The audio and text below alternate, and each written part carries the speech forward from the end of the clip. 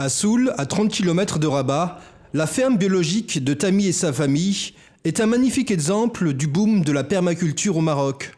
Son exploitation se pose comme un modèle de tout ce que devrait être l'agriculture africaine d'aujourd'hui. Un subtil équilibre entre l'homme et la nature. Avec le soutien de l'association Raders et de son président emblématique, Mustapha Belarcha, de nombreux habitants du village ont révolutionné leur méthode de travail. Place désormais au bio et à la permaculture. L'objectif, cultiver des produits adaptés à l'environnement local, respecter les êtres vivants, tout en utilisant des méthodes de production naturelles et peu coûteuses.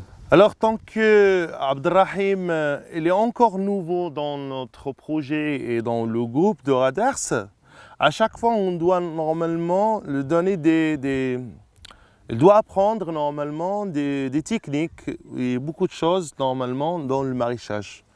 Il y a les courgettes, il y a un mélange de poivrons, aubergines, tomates, oignons, navets. C'est un mélange parce que normalement, dans les principes de l'agriculture biologique, et c'est ça qu'on travaille avec tous les membres de Raders, on travaille comme ça. C'est un mélange pour garder l'équilibre biologique. Une façon également de stopper l'exode rural qui vide les campagnes marocaines. Dans un pays où le monde rural pèse 20% du PIB, les campagnes accusent un retard notable dans de nombreux domaines, comme les infrastructures ou les services de base, avec des taux de précarité et d'analphabétisme très élevés. Déjà, il y a un grand chômage dans les campagnes, puisqu'il n'y a pas d'agriculture maraîchère. Il n'y a rien, il n'y a pratiquement rien. On ne cultive que le blé, l'orge et le maïs. Pour l'élevage, donc les terres, ils sont avec la division de l'héritage, donc les terres commencent à devenir plus petites et les jeunes, ils partent.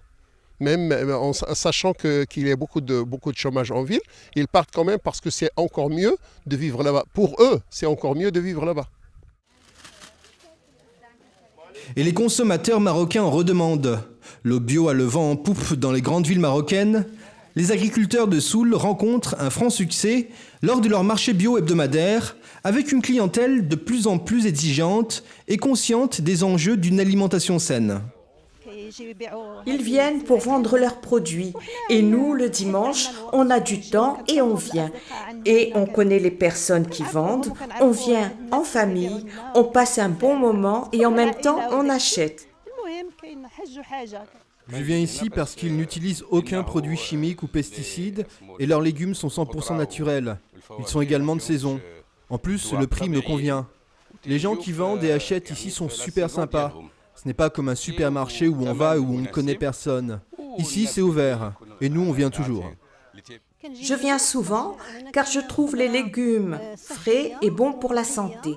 Il y a des agriculteurs qui n'utilisent pas de pesticides. Ce sont des légumes bio. Ils ne s'altèrent pas, ne pourrissent pas, même si on les laisse dans le frigo. Pari réussi donc pour les agriculteurs du Raders qui ont recréé l'abondance alimentaire tout en transformant leur ferme en lieu de formation, d'éducation et de partage. Prochain défi, l'agrotourisme et l'international. Le réseau des producteurs de Soul compte bien désormais accueillir des touristes, locaux ou étrangers, qui pourraient dormir et se restaurer chez l'habitant. L'occasion pour ces fermiers de s'ouvrir au monde et d'engranger des retombées économiques supplémentaires.